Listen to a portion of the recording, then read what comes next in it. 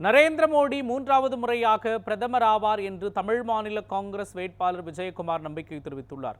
நாடாளுமன்ற தேர்தல் வரும் 19ஆம் தேதி நடைபெறும் நிலையில் தமிழகம் முழுவதும் அனைத்து அரசியல் கட்சிகளும் தீவிர வாக்கு சேகரிப்பு பணியில் ஈடுபட்டு வருகின்றன.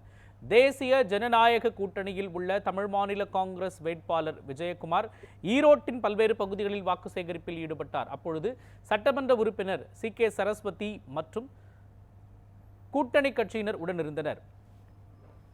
அப்பொழுது பேசிய விஜயகுமார் மூன்றாவது முறையாக மோடிதான் பிரதமர் ஆவார் என்றும் மற்ற கட்சிகள் பிரதமர் வேட்பாளர் யார் என்பதை தெரியாமல் வாக்கு கேட்டு வருவதாகவும் கூறினார்.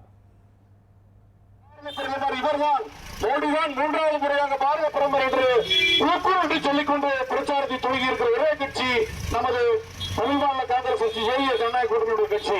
மற்ற இரு கட்சிகளும் பாரத பிரதமர் யார் என்றே தெரியாது. ஒரு கட்சிக்கு எந்த பிரதமர் யாரோட கூட்டணி வச்சிருக்கிறோம்னே தெரியாது. ஆகவே மக்கள் உங்களுடைய வாக்குகளை தவறாமல் வீணடிக்காமல் பாரத பிரதமர் மோடி அவர்கள் மூன்றாவது முறை ஆட்சி அமைச்சர் உலகத்திலேயே மிகப்பெரிய ஒரு வல்லரசு நாடாக மாற்ற நீங்கள் அளிக்க வேண்டிய